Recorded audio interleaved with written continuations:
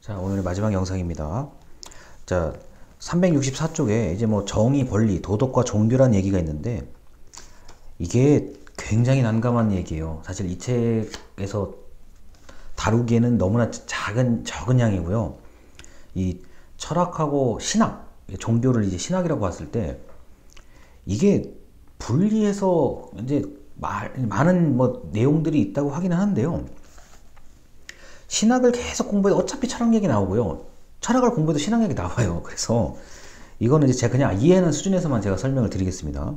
자, 두 번째 문단에, 자, 우리는 364쪽의 두 번째 문단입니다. 자, 우리는 정의와 권리에 관한 공개적인 토론, 담론에서 도덕이나 종교적 신념을 배제해야만 할까? 자, 시민으로서 정체성을 도덕의 정체성과 분리해야 되는 이유가 있을까? 라고 하는데요. 이게 우리가 이제 일반적인 얘기를 할 때는 도덕이라든가 종교에 대한 거는 언급하지 않으려고 하는 게 대체적인 우리 이제 일상적인 대화 방식인데, 어느 어떤 공적인 자리에서나 공개적인 곳에서 뭐 연설을 하거나 토론을 하거나 뭐 이럴 때 이게 마지막에 내세울 수 있는 주장이라고 한다면은 종교적 신념이에요.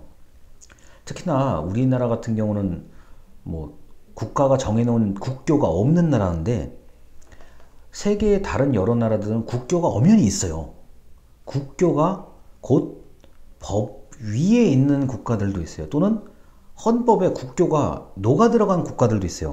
그렇기 때문에 이거를 함부로 분리해서 얘기하기가 좀 어려워요, 사실요. 자, 그리고 365쪽에 맨 위에 이런 이런 문장이 있습니다. 정부는 선 그리고 종교에 관한 특정 견해를 지지하면 안 된다. 뭐 이런 얘기들로 해석할 수가 있고요. 시민도 정의와 권리를 토론할 때 자신의 도덕적, 종교적 신념을 끌어와서는 안 된다. 라고 하는데요. 결국에 이런 토론이나 담론, 공개적인 석상에서도 그 사람이 말하는 내용, 주장하는 내용은 대놓고 단어를 안 썼을 뿐이지 특정한 종교와 특정한 어떤 입장이 녹아들어간 주장을 하는 경우들이 많아요. 그러다 보니까 정부는 특정한 견해를 지지하면 안 된다라고 이 책에서는 설명이 되어 있는데, 공식적이고 아주 또 짜여진 그 대본을 이야기하는 그 안에서도 눈치가 있거나 어떤 그 문제에 관심을 가지고 있는 사람이라면은 느낄 수가 있어요. 그래서 이게 만만한 얘기는 아닙니다. 여기 그리고 뭐 베트남 전쟁 참전에 대한 이야기, 낙태와 줄기세포에 관련된 이야기, 동성 결혼에 관련된 이야기, 이런 것들이 줄줄이 나오는데요. 자, 이런 것들을 이제 보통 이제 미국에서는 예전에 사회운동에서 뭐 난리가 난 적이 있었고, 그 다음에 뭐 동성애 같은 경우는 이제 미국 대법원의 판결이 있기도 했고요. 그 다음에 이 낙태와 줄기세포는 일반인의 생각도 다르고, 과학자들의 생각도 다르고, 의사의 생각들도 조금씩 차이가 있어요. 그러다 보니까 이거를 한꺼번에 확 아울러서 전부 다 얘기를 해보자라고 하기에는 좀 어려운 문제들이기도 합니다. 자, 그래서 381쪽에 위에서 이제 7번째 줄이요. 자, 정의는 올바른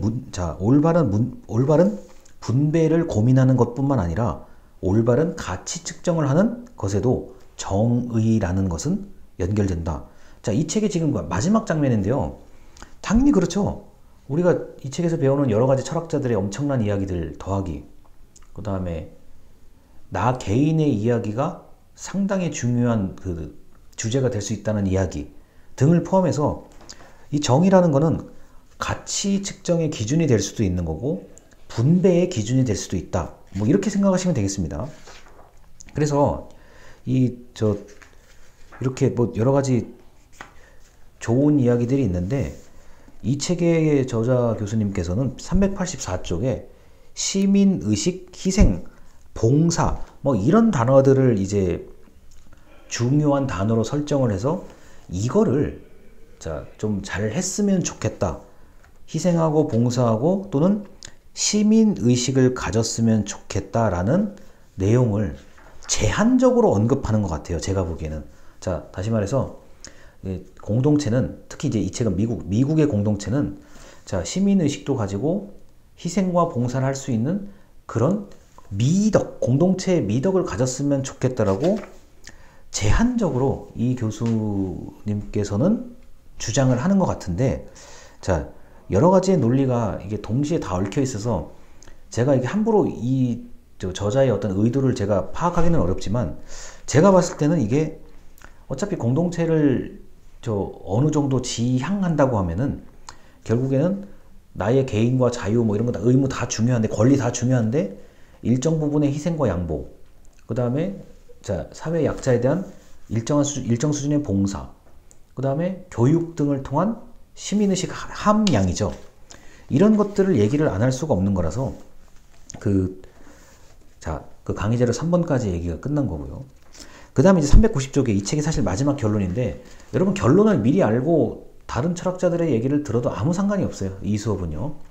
자, 도덕적 이견 두 번째 문단입니다. 390쪽에 도덕적 이견에 적극적으로 공적 참여를 한다면 상호 존중의 기반이 약화되지 않고 더 굳건해질 수 있다.